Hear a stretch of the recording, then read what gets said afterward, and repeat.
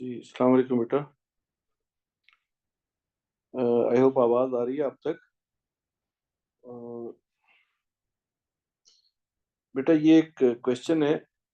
आगे concept start करने से पहले इस क्वेश्चन को अटेम्प्ट करते हैं। A voltmeter is connected into a circuit with the polarity shown in the diagram. The sliding contact is moved to end P and the potentiometer to the potentiometer and then to end Q. What are the two readings of the voltmeter? Voltmeter की readings find करनी है। ये यहाँ पे आ जाए sliding contact, उस वक्त voltmeter की रीडिंग क्या है, और अगर ये यहाँ पे हो क्यू पे तो उस वक्त वोल्टमीटर की रीडिंग क्या है। यानी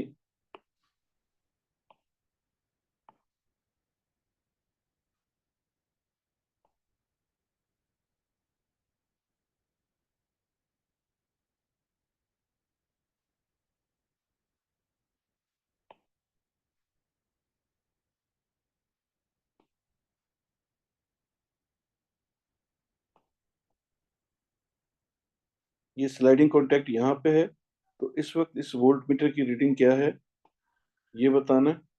और जब ये स्लाइडिंग कॉन्टैक्ट यहाँ पे चला जाएगा उस वक्त रीडिंग क्या है ये बताना है। तो ये मैंने लेबल कर दिए A B C D T और इस पॉइंट को कह लेते हैं S।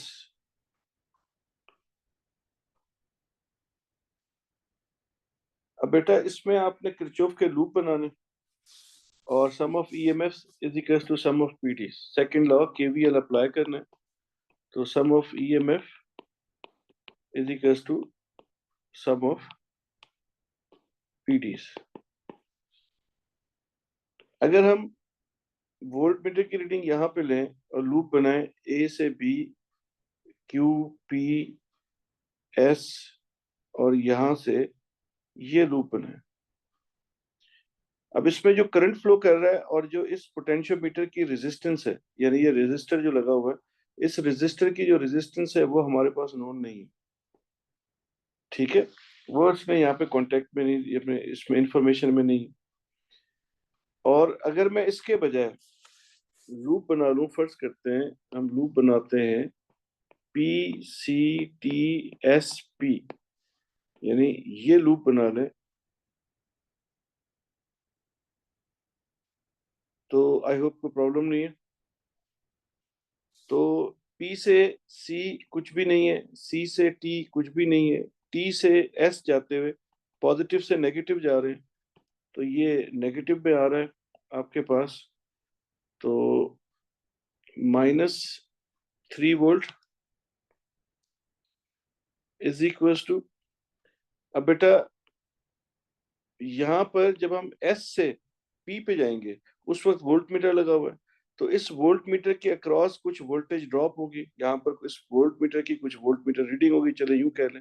तो वो जो वोल्ट मीटर रीडिंग है या जो वोल्टेज ड्रॉप है across because of the resistance of volt meter, कुछ पीडी यहाँ जनरेट होगा, उसको हम कह देते हैं वी। वो इसका पीडी है वी।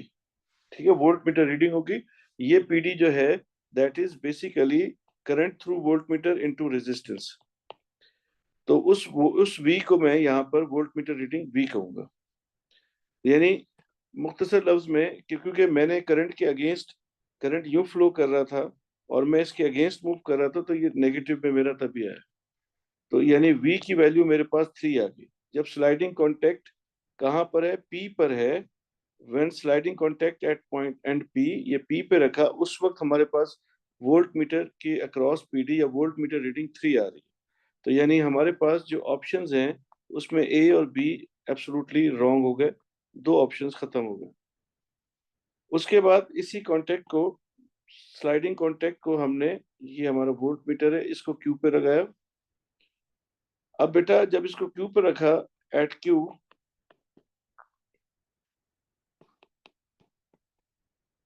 अब लूप बनाते हैं। अब हमारा लूप बन रहा है, अब हमें लूप लेना पड़ेगा कि हमें बेटा इस आर को बाईपास करना है।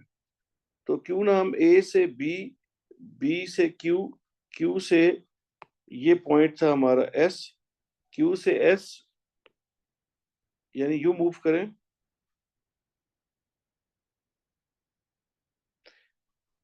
क्योंकि आर की रेजिस्टेंस नोन नहीं है और फिर इसमें करंट भी निकालना पड़ेगा, बहुत मुश्किल काम हो जाएगा।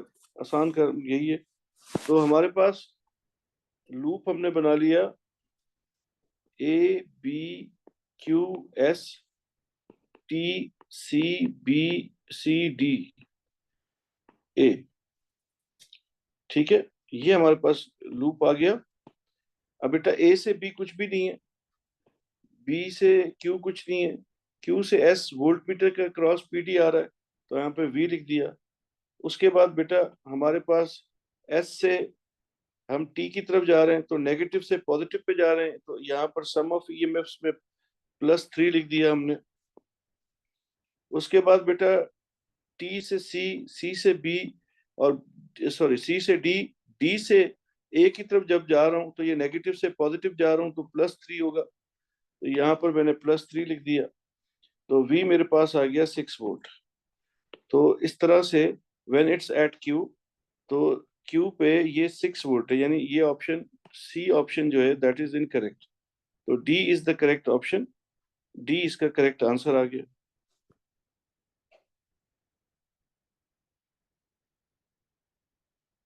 बेटा वो थ्योरेटिकल इनफाइनाइट होती है, प्रैक्टिकली तो कुछ ना कुछ रेजिस्टेंस होगी नौफिल।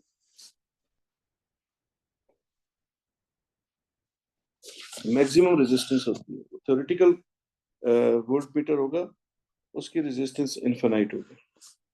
तो ये बेटा हमने यहाँ पर ये एक मुश्किल क्वेश्चन था, तो ये भी मैंने कोशिश की आपको समझ आ जाए, तो मैंने किरचॉफ केवीएल को यूज करते हुए लूप्स बनाकर वोल्ट मीटर की रीडिंग्स को फाइंड किया। अब बेटा हमारा जो आज का टास्क है उसकी तरफ जा रहे हैं। हमें सीरीज और parallel circuits combination of resistors पे बात करनी है आज। ये अपने ओ लेवल्स में पढ़ा हुआ है, हम जस्ट इसको रिकॉल करेंगे और इसमें से कुछ चीजों को आइडेंटिफाई करेंगे जो हमारे लिए यूजफुल है। पहला हम कॉम्बिनेशन पढ़ रहे हैं, हमारा जो कॉम्बिनेशन है वो सीरीज कॉम्बिनेशन है।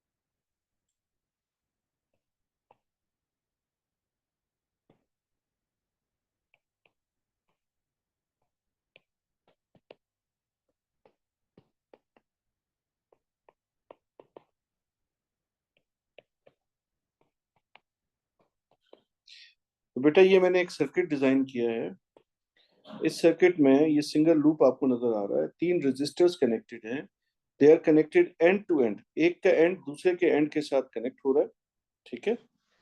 तो वो ये जो मैंने यहाँ पर कनेक्शन किया है, तो ये हमारे पास एंड टू एंड कनेक्टेड है।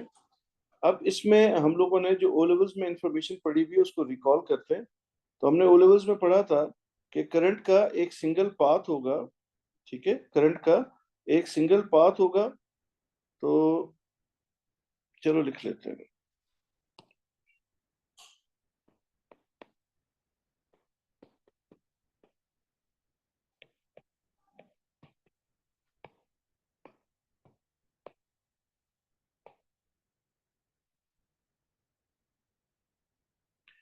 फिर उसके बाद बेटा हमने कहा करंट का सिंगल पाथ होगा, तो इसका मतलब था कि current is same for all resistors, ठीक है। तो इस बात को यहाँ पे अप्लाई करें। ये पॉजिटिव टर्मिनल है, यहाँ से करंट फ्लो कर रहा है, और ये करंट जब फ्लो कर रहा है तो इसका करंट R1 का भी आई करंट है, R2 से भी आई करंट फ्लो कर रहा है, और R3 से भी आई करंट फ्लो कर रहा है। तो current is same for all resistors. तो नेक्स्ट हमारे पास है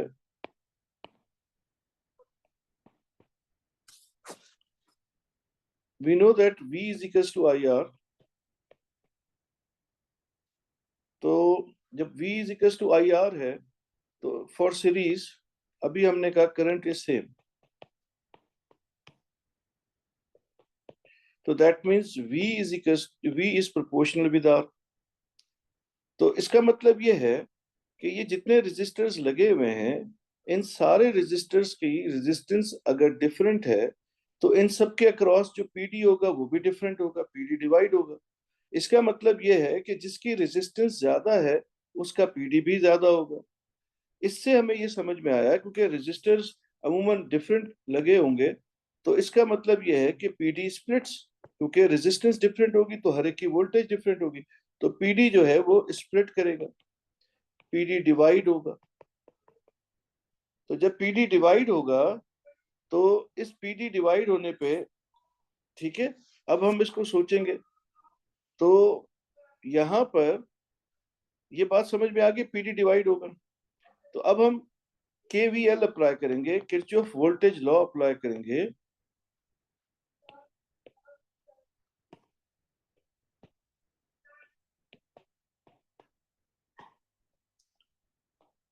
तो किरचॉफ का वोल्टेज लॉ अगर हम यहाँ पे अप्लाई करें और यहाँ पे सोचें कि हमारे पास इस सर्किट का एक इक्विवेलेंट एक और रेजिस्टर है, एक और सर्किट है, उसमें एक रेजिस्टर कनेक्टेड है, उसकी रेजिस्टेंस को मैं आर ई कह देता हूँ। आर ई का मतलब है R E is equal to equivalent resistance. इसको बेटा समटाइम्स एग्जामिनर टोटल रेजिस्टेंस भी कहता है, आर टी।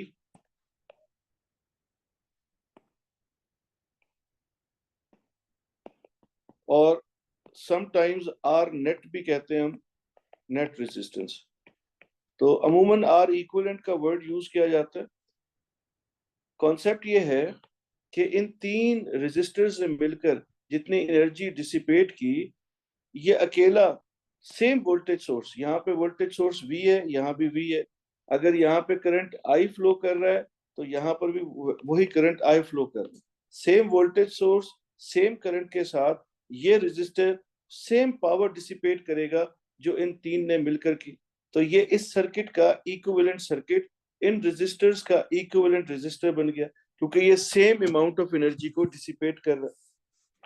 अब इस सिचुएशन में आपसे मैंने कहा कि हम इस सर्किट पे केवीएल अप्लाई करेंगे, तो हमें पता है कि सम ऑफ ईएमएफ्स, केवीएल के मुताबिक sum of EMFs is equals to sum of PDs.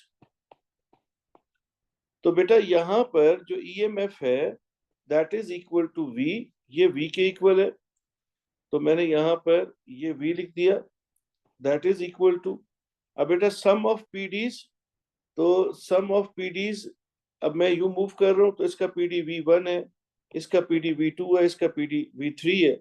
तो sum of PDs would be V1 plus V2 plus V3। ठीक है, अकॉर्डिंग टू किरचॉफ ये हमारे पास आ गया। अब बेटा लेकिन अब हमें ये तो पता है कि अगर मैं आपको ये कहूं कि बेटा इस वाले रजिस्टर जो R1 रजिस्टर है इसका V1 की वैल्यू क्या बनेगी, आप बोलेंगे I1 R1, यानी कि रजिस्टर के करंट को उसकी रेजिस्टेंस से मल्टीप्लाई करेंगे तो आपके पास V1 आ जाएगा। इसी तरह से V2 को अगर मैं कहूं तो आप कहेंगे कि जी V2 जो है that is equal to I into R2, V3 इज I इंटू R3। और अगर मैं इस सर्किट में बोलूं कि यार यहाँ पर V जो है ये किसके इक्वल होगा, तो आप बोलेंगे I इंटू R इक्विवेलेंट। तो अब ये जो इंडिविजुअल वोल्टेजेस की वैल्यूज हमारे पास आई हैं इनको अगर हम यहाँ पे रिप्लेस करें तो I into R equivalent, I into R1 plus I into R2 plus I into R3, I common आके कैंसिल आउट हो जाएगा, तो R equivalent is R1 plus R2 plus R3 and so on, जितने भी resistors होंगे। तो ये हमारे पास क्या आ गई बेटा, ये हमारे पास इक्वेशन आ गई जो इक्विवेलेंट रेजिस्टेंस फाइंड करने की है। ठीक है, ये हमने यहाँ पे ये रेजिस्टेंस की इक्वेशन फाइंड कर ली। अब इसमें बेटा जब आपको ये प्रूफ करने के लिए आता है बेटा पेपर 2 के अंदर, तो वहां पर आपने इस सर्किट पे, एग्जामिनर आपको एक सर्किट देगा इस तरह का सीरीज में। हो सकता है वहां दो रेजिस्टर्स हो सकता है वहां चार रेजिस्टर हो, तीन रेजिस्टर हो, जितने भी रेजिस्टर्स हो। अब आपने वहां पर एग्जामिनर को बताना है ये चीज कि सबके लिए करंट सेम है। उसके बाद आपने बताना है कि आपने किरचॉफ केवीएल अप्लाई किया, तो sum of EMF is equal to sum of PD. इसका इक्विवेलेंट सर्किट आप ड्रॉ करके दिखा दें एग्जामिनर को ऐसे ही। उसके बाद आपने ये वोल्टेजेस की ये इक्वेशन लिखनी है केवीएल से। उसके बाद बेटा यहाँ पर आपने उन वोल्टेजेस की वैल्यू रख के, क्योंकि आई सेम में कैंसिल आउट हो जाएगा, तो आर इक्विवेलेंट की इक्वेशन आ गई। अब बेटा इसमें जो एक बहुत ही कॉमन एक और चीज जो यूज होती है वो ये है कि आपके पास अगर फॉर आइडेंटिकल रेजिस्टर्स, तो अगर आपको इक्विवेलेंट रेजिस्टेंस आइडेंटिकल की फाइंड करनी है तो that would be n into r, where n is the number of identical resistors.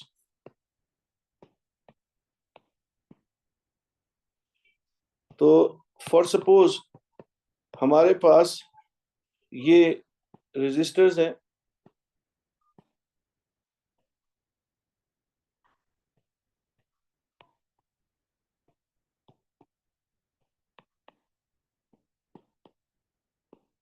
ये हमारे पास रजिस्टर है ईच ऑफ 2 ओम, और हमें इसका इक्विवेलेंट रेजिस्टेंस फाइंड करना है। तो सिंपल है, number of resistors are 5 and E single resistance is 2, तो ये इसका इक्विवेलेंट रेजिस्टेंस आ जाएगा 10 ओम।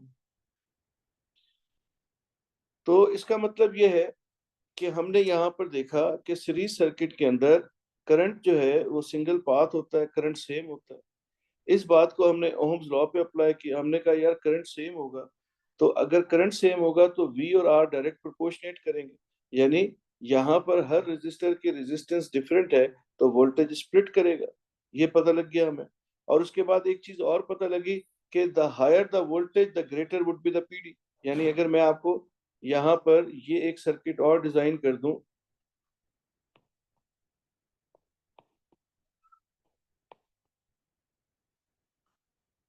ये है 10 ओम, ये है 5 ओम, ये है 2 ओम, और ये है फर्ज करते हैं 12 ओम।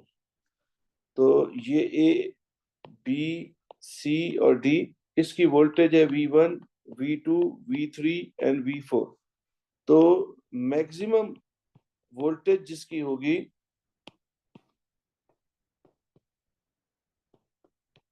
वो होगा बेटा 12 ओम वाला, क्योंकि V is proportional with R। जिसकी रेजिस्टेंस ज्यादा उसके अक्रॉस वोल्टेज ज्यादा, ये सीरीज में है बेटा। और अगर मिनिमम वोल्टेज की बात करेंगे तो बेटा मिनिमम वोल्टेज किसका होगा, मिनिमम वोल्टेज होगा 2 ओम वाले का, V3।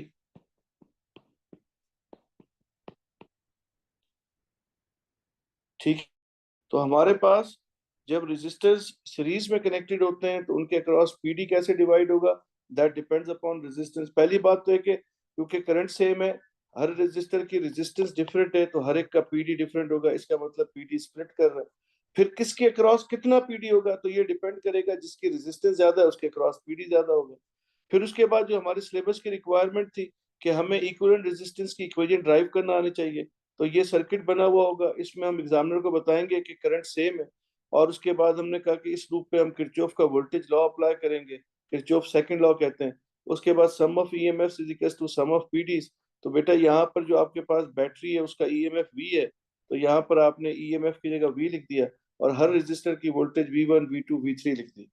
अब बेटा अब आपने इसका इक्विवेलेंट सर्किट ड्रॉ किया, तो अब आपने जो टोटल वोल्टेज बैटरी की वोल्टेज है वो किसके इक्वल होगी, वो आई इंटू आर ई के इक्वल होगी। ऐसे V3, V2, V1 की वैल्यूज फाइंड कर ली, और उन वैल्यूज को बेटा यहाँ पर आपने प्लेस किया, और प्लेस करके करंट सेम है इसको कैंसिल आउट किया और इक्विवेलेंट रेजिस्टेंस की इक्वेशन को ड्राइव कर लिया। अगर किसी को कोई प्रॉब्लम है इसमें तो प्लीज मुझे बता दीजिए।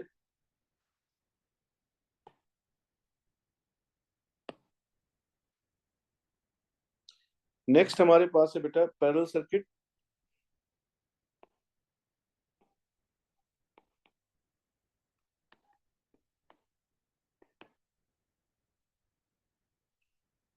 पैरेलल सर्किट में बेटा, मैं पहले सर्किट बना लूं फिर इसके बारे में इंफॉर्मेशन लिखते हैं।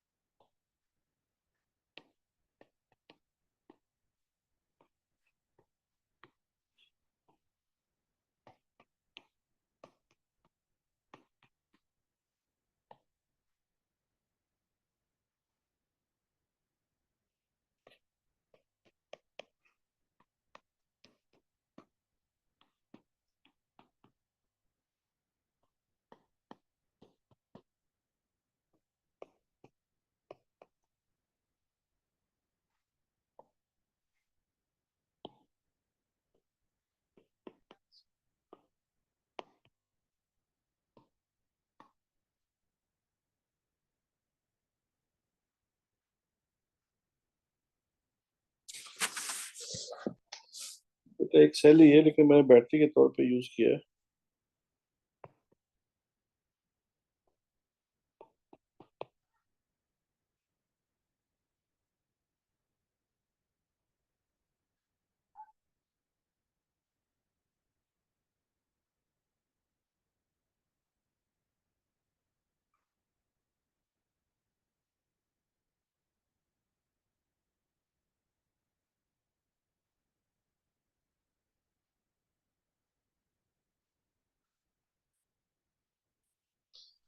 ये हमारे पास बेटा सर्किट है, और ये हमने इसका इक्विवेलेंट रेजिस्टर का भी सर्किट डिजाइन यही कर लेते हैं अभी।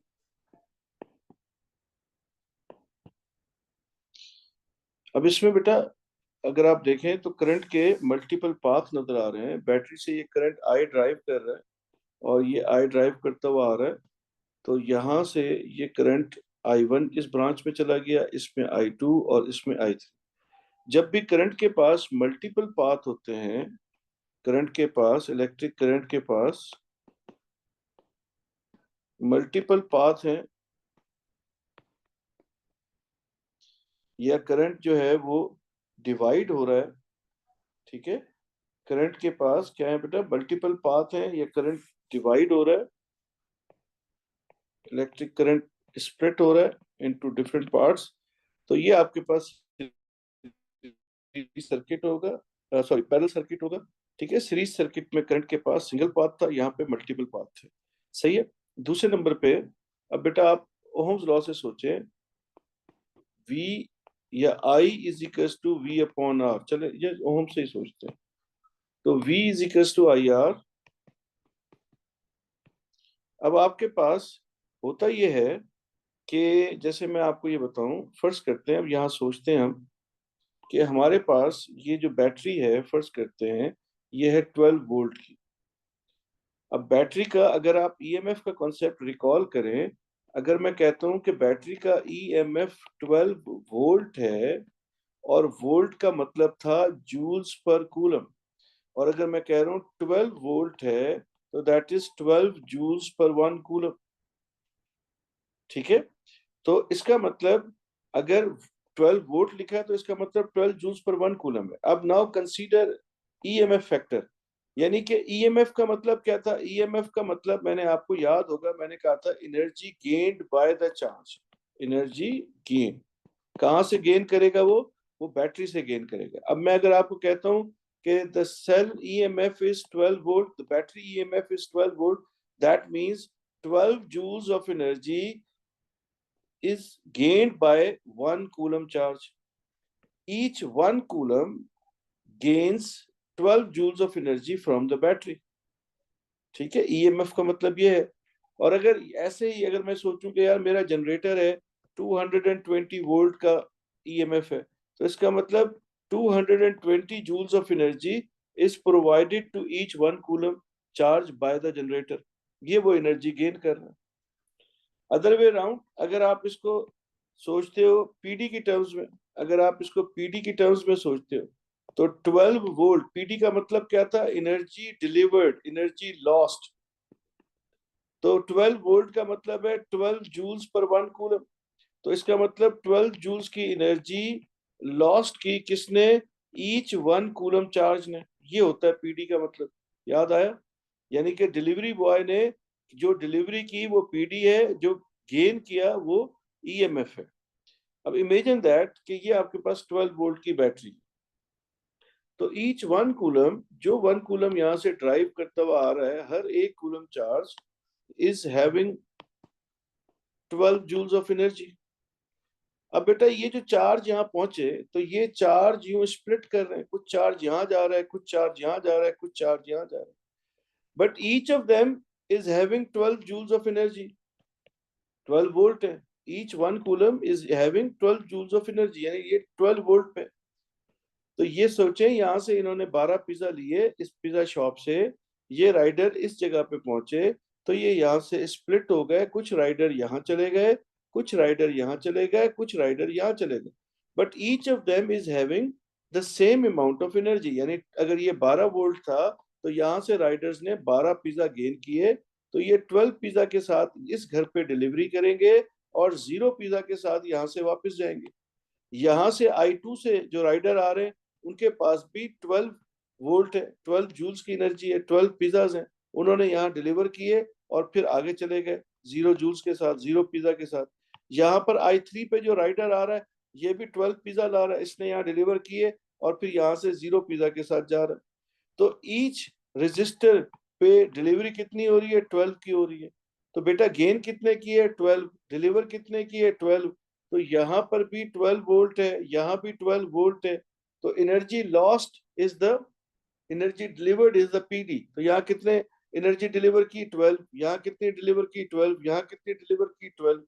ठीक है, गेन कितनी की थी, 12। तो अब सब जगह पे देखो तो पीडी आपको क्या नजर आ रहा है, सेम नजर आ रहा है। तो पैरेलल के अंदर पीडी जो होता है वो सेम रहता है। तो पैरेलल के अंदर पीडी जो है वो सेम रहेगा। तो यहाँ पर आपने सोचना है कि पीडी जो है इज सेम, यानी इसको हम यू कर लेते हैं कि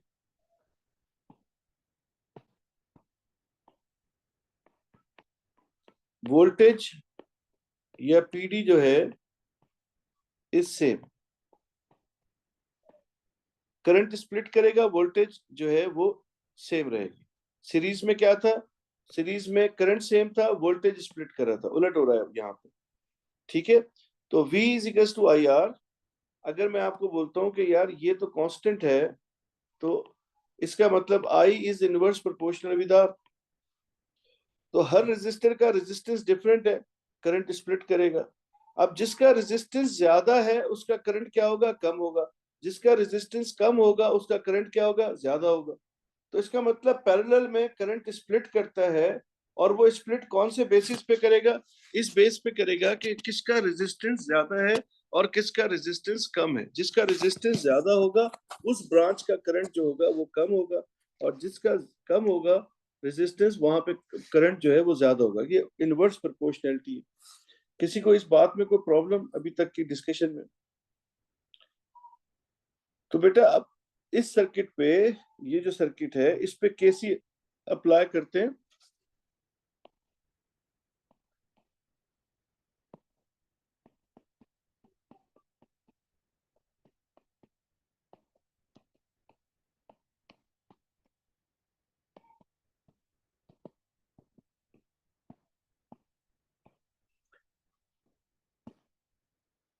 नोड कंसीडर कर लेते हैं सी,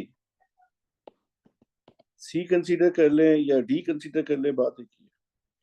अब बेटा केसीएल क्या कहता है? केसीएल कहता है electric algebraic sum of electric current arriving at a junction या node is equals to algebraic sum of electric current leaving the junction या node. अब C point हमारा consideration में electric current arriving is I and electric current leaving are I1, I2 and I3. तो sum of electric current arriving that is I and the current जो split कर रहे हैं इनका sum बना I1 plus I2 plus I3. तो Kirchhoff का first law apply करके हमने इक्वेशन फाइंड कर दी। अब हमें पता है कि हमारे पास जो हर रेजिस्टर के अंदर जो करंट फ्लो कर रहा होगा, अगर मैं यहाँ पर इस डायग्राम को रीड्रॉ करूं तो ये हमारे पास एक रेजिस्टर है, इसका करंट I1 है, ये सेकंड रेजिस्टर आ गया और ये थर्ड रेजिस्टर आ गया।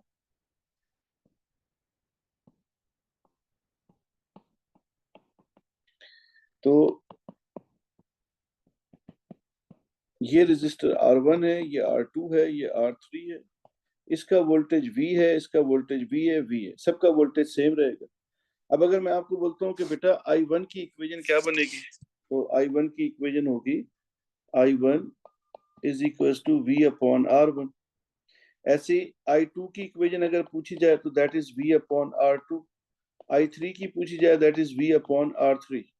तो ये वैल्यूज हम यहाँ पे रख लेते हैं, V upon R1, V upon R2, V upon R3 is equal to.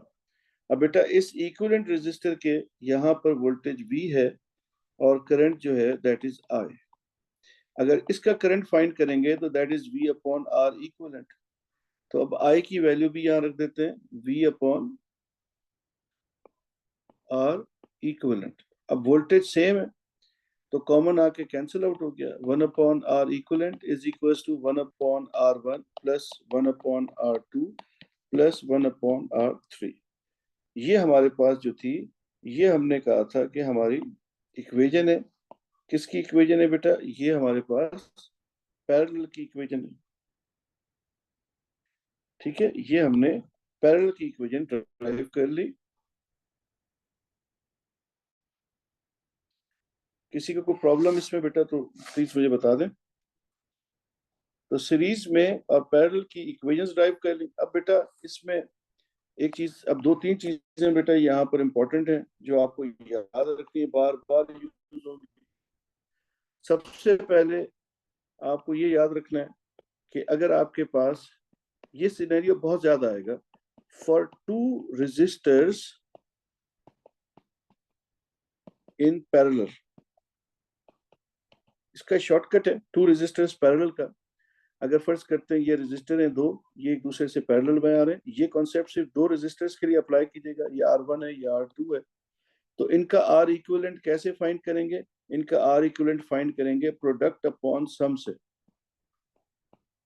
दो रेजिस्टर्स के लिए प्रोडक्ट अपॉन सम लगाते हैं, यानी R1 into R2 and R1 plus R2। For example अगर हमारे पास ये रेजिस्टर हैं दो, ये 5 ओम है और ये हमारे पास है 10 ओम। अब इसकी R इक्विवेलेंट अगर हमने फाइंड करनी है तो प्रोडक्ट बनेगा 5 इंटू 10 और सम बनेगा 5 प्लस 10। तो दिस इज 50 अपॉन 15। तो ये बन गया आपके पास 3.3 ओम्स। तो दो रेजिस्टर्स होंगे तो प्रोडक्ट अपॉन सम लगेगा। ठीक है, अगर दो से ज्यादा है, अच्छा फिर आइडेंटिकल वाला देखते हैं। दो से ज्यादा होंगे तो आप ये इक्वेशन यूज कीजिएगा, दो रेजिस्टर पे प्रोडक्ट अपॉन सम यूज कीजिएगा। और अगर आपके पास इक्विवेलेंट रेजिस्ट मतलब आइडेंटिकल रेजिस्टर्स हैं,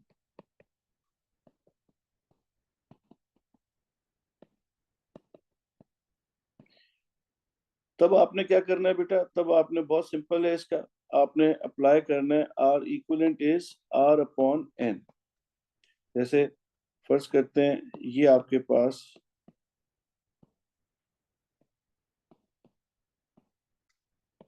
चार रेजिस्टर्स हैं और चारों आइडेंटिकल हैं, ईच से इज ऑफ 10 ओम। तो इसका इक्विवेलेंट रेजिस्टेंस अगर आपने फाइंड करना है तो 10/4 2.5 ओम इसका इक्विवेलेंट रेजिस्टेंस होगा। तो अगर आपके पास आइडेंटिकल रेजिस्टर्स हैं तो आपने R/N अप्लाई करना है। दो रेजिस्टर्स आ रहे हैं तो प्रोडक्ट अपॉन सम लगाना है। और फिर एक जनरल इक्वेशन है कि 1/R equivalent is equal to 1/R1 plus 1/R2 plus 1/R3। ठीक है। और ओ लेवल्स में मैं आपको ये कहता था कि अगर आपको याद हो, मैं आपको ये कहता था यार, equivalent resistance is equal to 1/R1 plus 1/R2 plus 1/R3। ये मैंने कहता था कि सबसे पहले आप अपने कैलकुलेटर पे ब्रैकेट लगाएं, उसके बाद फ्रैक्शन प्रेस करना, न्यूमिनेटर पे 1 लिखना, डिनोमिनेटर पे रेजिस्टेंस की वैल्यू, फिर नेक्स्ट वो करके ऐड करना, फिर नेक्स्ट फ्रैक्शन 1/R2, फिर प्लस, फिर नेक्स्ट फ्रैक्शन 1/R3, फिर ब्रैकेट क्लोज करना और ब्रैकेट क्लोज करके होल पावर -1 कर देना। तो डायरेक्ट आपके पास आंसर आ जाएगा। ये हम ओ लेवल्स में इस तरह से फाइंड करते थे। ठीक है, कोई एलसीएम और किसी चीज की जरूरत नहीं पड़ती थी, कैलकुलेटर में वैल्यूज रखी और आपने उसको सिंपली सॉल्व कर लिया। यानी अगर मैं आपको भी इसी चीज पे एक सर्किट दे रहा हूँ, आप मुझे उसकी इक्विवेलेंट रेजिस्टेंस जो है वो फाइंड करके देंगे।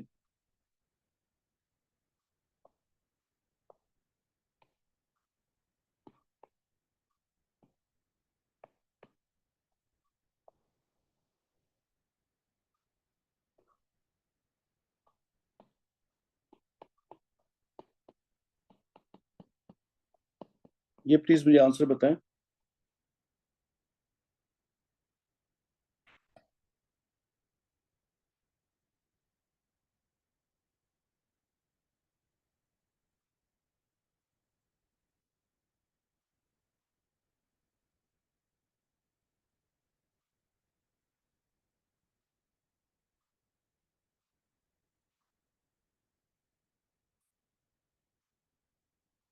1.09। ठीक है, ठीक है ना फिर। तो ये 1.09 ओम, ये कैलकुलेटर पे आपने डायरेक्ट फाइंड कर ली। वैल्यूज जरूर लिख के दिखाना इक्वेशन के अंदर, उसके बाद डायरेक्ट आंसर लिख देना। ठीक है। अब बेटा ए लेवल्स में किस तरह से सवाल आएंगे, कैसे इनको अटेम्प्ट करना है, क्या सिनेरियो होगा, अब उस तरफ आते हैं। बेटा हमारे पास इसको देखें तो पहला सर्किट जो मैं डिजाइन कर लेता हूँ, ये चलो ट्रायंगल बनाते हैं पहले तो।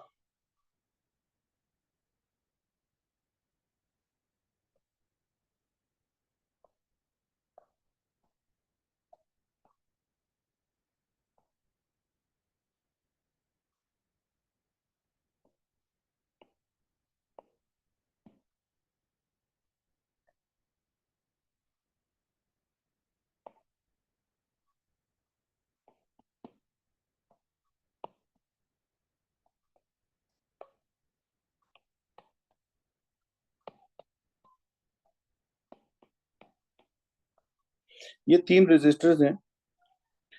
अब एग्जामिनर सर्किट देगा और उसके बाद आपको बताएगा, जैसे फर्स्ट करते हैं, मैं कहता हूँ आपको कि find R equivalent across A and B. अब ये मैंने टर्मिनल्स बता दिए हैं, अक्रॉस ए एंड बी, यानी इस और इस टर्मिनल के अक्रॉस आपको इक्विवेलेंट रेजिस्टेंस बताना है। अब जिन टर्मिनल्स के अक्रॉस वो आपको बोलता है कि आपने ये जो इक्विवेलेंट रेजिस्टेंस है ये फाइंड करनी है, तो इसका मतलब अक्रॉस ए एंड बी का मतलब एग्जामिनर आपको बता रहा है कि battery is connected across A and B. इस टर्म का मतलब ये है, यानी अगर आप इस सर्किट को बैटरी से कनेक्ट करें और सोचें तो ये बैटरी से कनेक्टेड है ए एंड बी। अब आपकी मर्जी है, पॉजिटिव को आप ए से कनेक्ट कर दें या बी से कनेक्ट कर दें, इससे कोई फर्क नहीं पड़ता। यानी इसका मतलब ये है कि जिन दो टर्मिनल्स के अक्रॉस वो आपको कहेगा, आपने क्या करना है, आपने उस टर्मिनल के अक्रॉस जो है आपने बैटरी को कनेक्ट कर देना। अब जैसे मैंने कहा find equivalent resistance across A and B, तो अब बेटा ए एंड बी के अक्रॉस जब मैंने आपको कहा, तो अब आपने सोचा क्या सोचना है। अब देखो, अब आपने ये सोचना है कि ये पॉजिटिव टर्मिनल है, तो इस पॉजिटिव टर्मिनल से ये करंट आई आ रहा है, पॉइंट ए पे आके करंट डिवाइड हुआ। फर्स्ट करते आई वन करंट 5 ओम से जा रहा है, आई टू करंट जो है वो पास करेगा 15 ओम से, और यहाँ से ये आई टू करंट पास करता हुआ, यहाँ से आई टू करंट पास करता हुआ 10 ओम से पास करता हुआ बी पे जा रहा है। किसी को कोई मसला इसमें? जिन दो टर्मिनल्स का एग्जामिनर कहेगा उन दो टर्मिनल्स के अक्रॉस आपने बैटरी को अज्यूम कर देना। और जरूरी नहीं है कि बेटा जैसे मैंने ए पे पॉजिटिव कर दिया आप बी पे पॉजिटिव कर दे और ए पे नेगेटिव। यहाँ से करंट यहाँ आएगा, फर्स्ट करते आई वन यहाँ चला गया, आई टू यूं चला गया, इससे कोई फर्क नहीं पड़ेगा। कोई प्रॉब्लम इसमें? अब बेटा इसी चीज को सोचे, अब ये आपके पास वैसे तो सॉल्व ये यहाँ पर भी इसी सिनेरियो में भी हो सकता है, लेकिन मैं चाहता हूँ कि इसको और सिंप्लीफाइड फॉर्म में सोचें कि ये पॉइंट आपका ए है, ए पॉइंट से ये आपका करंट जा रहा है आई वन, और ये पास कर रहा है 5 ओम से, और ए से करंट डिवाइड हुआ और करंट जा रहा है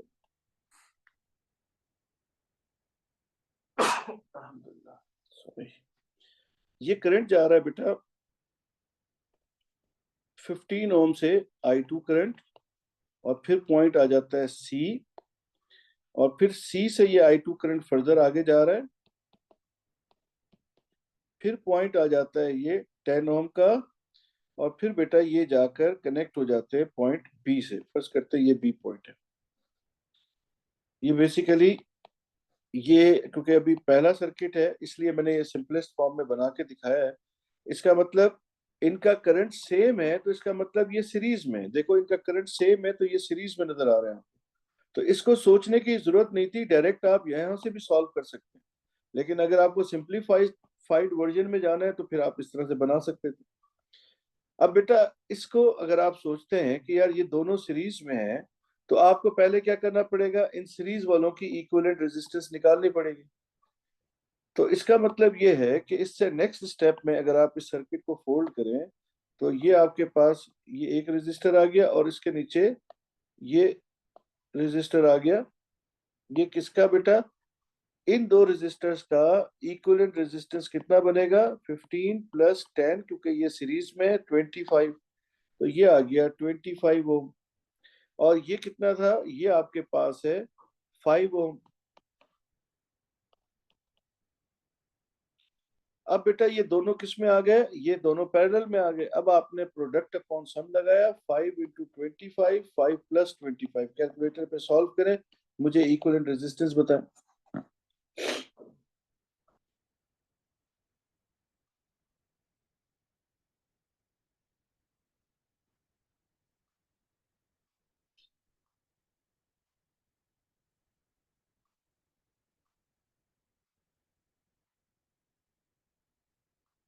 4.2। ये अक्रॉस ए एंड बी जो है, ठीक है इब्राहिम, तो ये आपके पास इक्विवेलेंट रेजिस्टेंस आ गई। तो क्या है बेटा, अब आपके पास सिंपल सर्किट्स नहीं होंगे। अब आपको बताएगा कि किस टर्मिनल के अक्रॉस आपने पीडी को फाइंड करना है। जैसे ए और बी के अक्रॉस मैंने यहाँ पे कहा आपको इक्विवेलेंट रेजिस्टेंस फाइंड करना है, तो आपने जिन दो टर्मिनल्स के अक्रॉस वो कहेगा वहां पर आपने बैटरी को वर्चुअली अज्यूम करना है। चाहे तो आप कॉपी पे ड्रॉ कर लें इस तरह से, और वहां से फिर करंट आई को फ्लो कराएं, आई वन करंट कहाँ जा रहा है, आई टू करंट कहाँ जा रहा है। जिनका करंट सेम होगा वो सीरीज में होंगे, वो सिंपलीफाई ओके ऐड हो जाएंगे। फिर दोनों एक दूसरे से पैरेलल में आ गए लाइक दिस। उसके बाद अब ये दो रेजिस्टर थे, आपने प्रोडक्ट अपॉन सम लगाया और इक्विवेलेंट रेजिस्टेंस को फाइंड कर लिया। ठीक है, अब मैं आप लोगों को एक क्वेश्चन दे रहा हूँ, आप लोग मुझे इक्विवेलेंट रेजिस्टेंस फाइंड करके देंगे।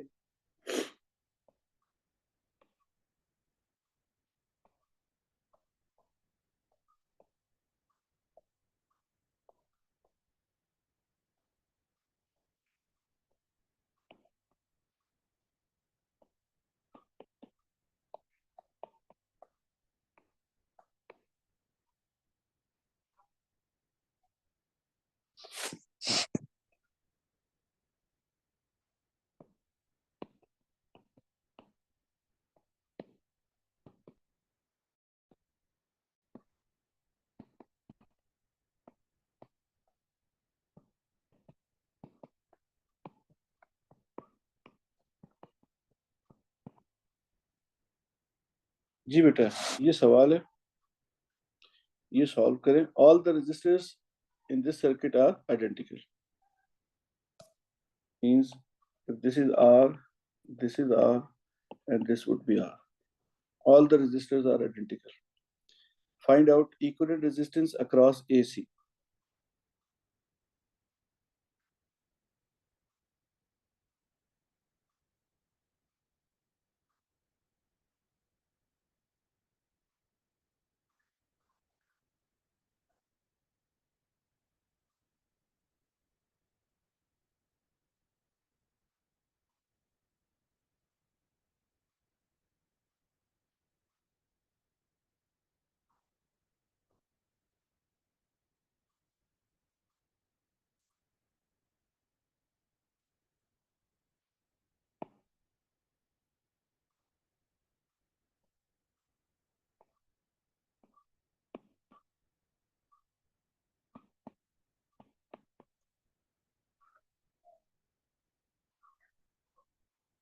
ना फिर फ्रैक्शंस में आंसर एक्सेप्टेबल नहीं होता। 0.67 मतलब आपका आंसर है। इब्राहिम, आपका आंसर क्या है?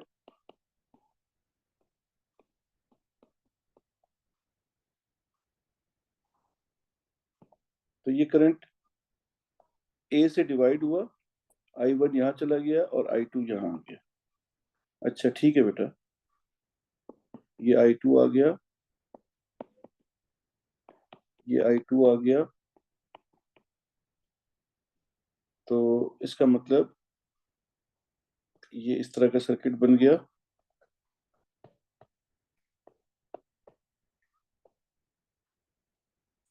ये R है, इसका करंट I1 है, ये I2 है, R एंड R जिनका करंट सेम है वो सीरीज में है।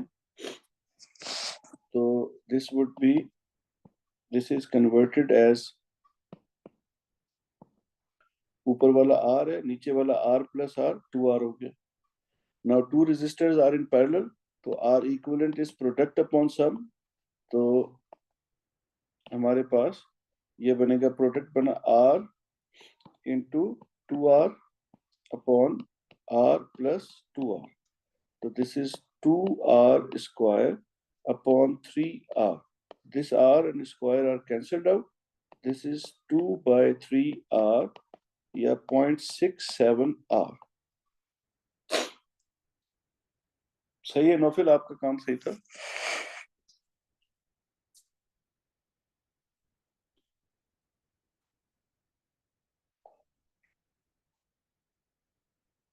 जी इब्राहिम, सही है बेटा। अब नेक्स्ट क्वेश्चन सॉल्व करें।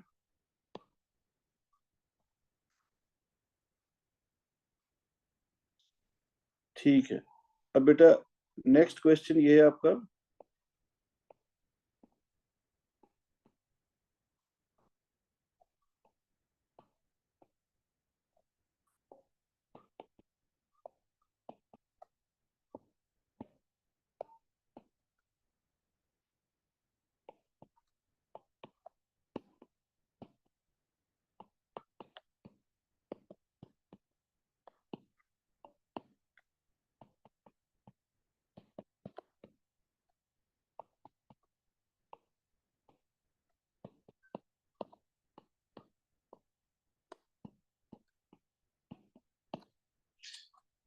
नाउ बेटा ये सर्किट है। Calculate equivalent resistance across A and B, all the resistors are identical. शाबाश।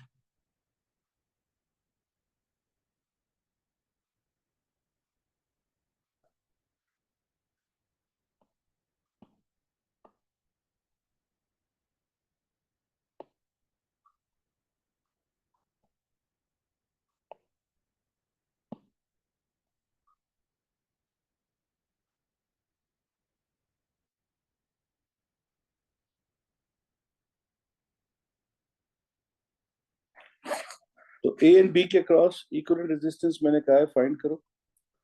तो connect your battery across A and B.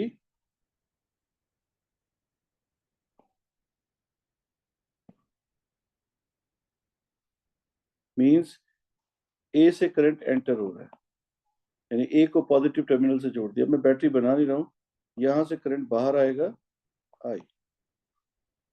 ठीक है नौफिल, अभी देखते हैं बेटा। यहाँ पर करंट I1 आ गया, यहाँ पे करंट I2 आ गया, यहाँ से करंट I2 फ्लो कर रहा है, यानी इसका करंट I2 है, सेकंड वाले का करंट I2 है, ये करंट I2 आ रहा है, ये करंट I2 यहाँ से फ्लो करता हुआ B पे आ गया। तो इसका मतलब ये है, in this circuit 3 resistor series में है और वो तीनों जो है वो एक रेजिस्टर से पैरेलल में है। जिनका करंट सेम है वो सीरीज में है, ये तीनों सीरीज में है और ये तीनों इस वाले रेजिस्टर के साथ पैरेलल में। तो ये आपका पॉइंट ए आ गया, यहां से आपके पास करंट डिवाइड हुआ, ये रेजिस्टेंस आर आ गई, ये पॉइंट सी आ गया, ये आर आ गया, ये पॉइंट डी आ गया, ये आपके पास आर आ गया और ये पॉइंट आपके पास बी आ गया। ठीक है, तो यहां से करंट I1 फ्लो करता हुआ आ रहा है और यहां से करंट I2 फ्लो करता हुआ आ रहा है। ठीक है, understood. Now these three R in series, तो ये कन्वर्ट होंगे टू रेजिस्टर्स में, ये टू रेजिस्टर्स में कन्वर्ट हुए, ये R है और ये 3R है। अब इसका टू रेजिस्टर्स का इक्विवेलेंट रेजिस्टेंस प्रोडक्ट अपॉन सम R into 3R upon R plus 3R, तो this would B 3R square upon 4R. So this R and square are cancelled out. This is 3 by 4R. तो ये कितना बनेगा भाई? 3 upon 4.75।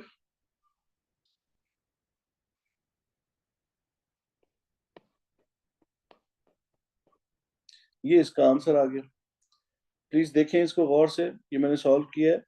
A and B के cross मैंने कहा है कि आप फाइंड करें equivalent resistance.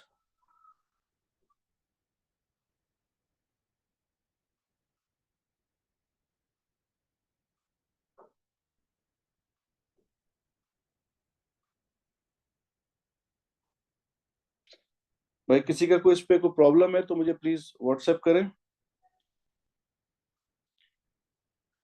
Now the one last question, calculate R equivalent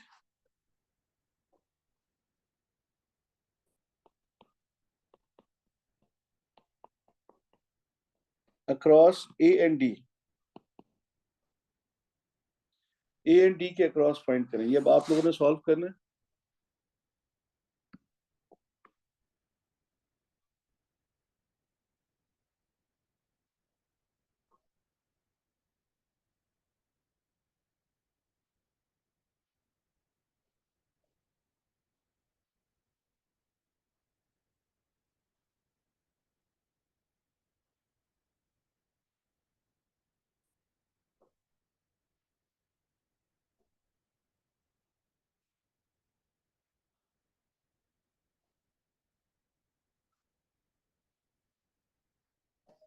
साढ़े पांच बजे नमाज है, तो अभी हमारे पास टाइम है वैसे।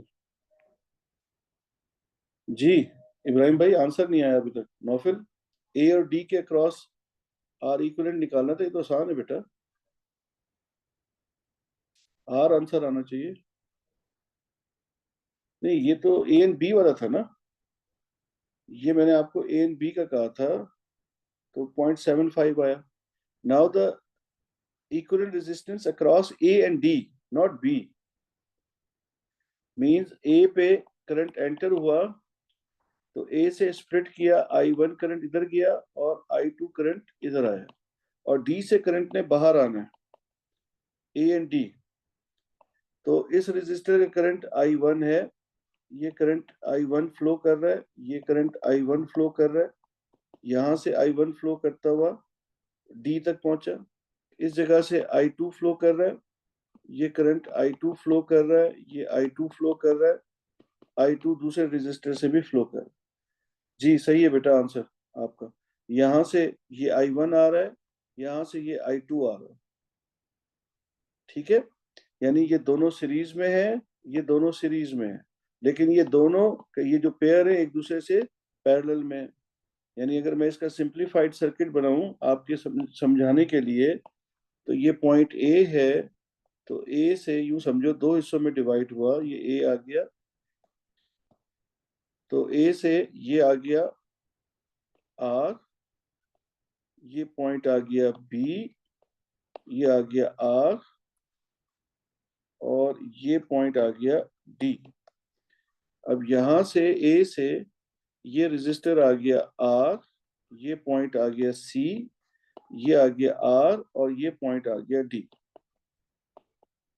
अब ये एक दूसरे से सीरीज में, ये एक दूसरे से सीरीज में, तो ये यहां से सिंप्लीफाइड फॉर्म में ये इस तरह से कन्वर्ट हुआ, ये 2R और ये 2R।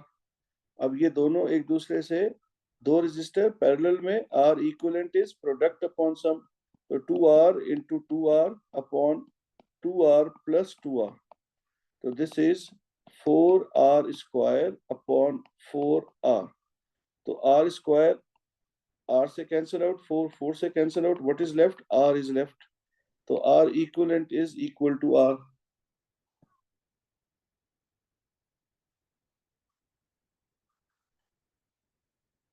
इब्राहिम, ठीक है बेटा?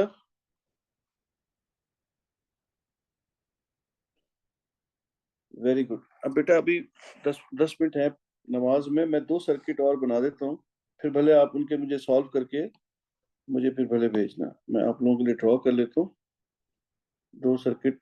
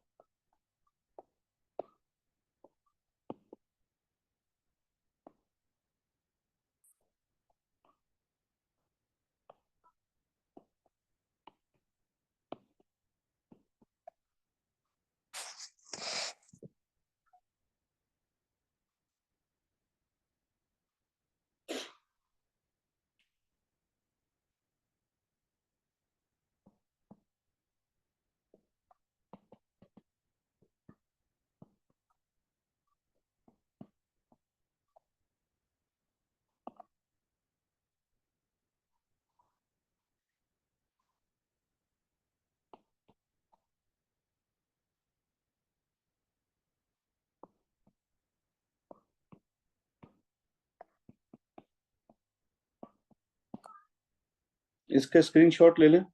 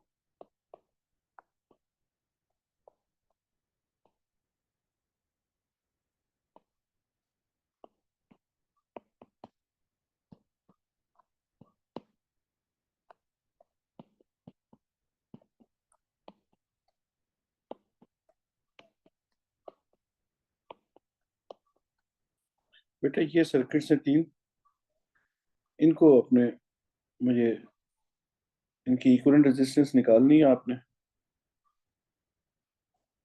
ठीक है,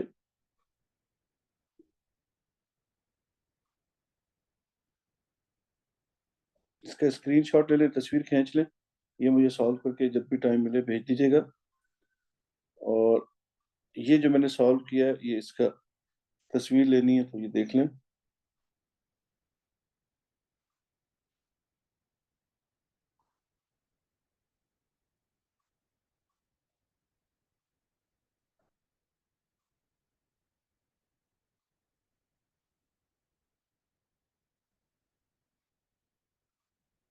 ठीक है, तो बेटा अब क्लास को एंड करते हैं। तो ये आपने 3 सर्किट सॉल्व करने हैं। अब सीरीज पैरेलल में इक्विवेलेंट रेजिस्टेंस का एक एमसीक्यू होगा, हो सकता है P2 के अंदर क्वेश्चन आ जाए, तो प्लीज ये आप लोग फिर मुझे बताइएगा। तो ठीक है बेटा, तो जो सवाल पूछने हैं ना फिर मुझे व्हाट्सएप कर देना बेटा।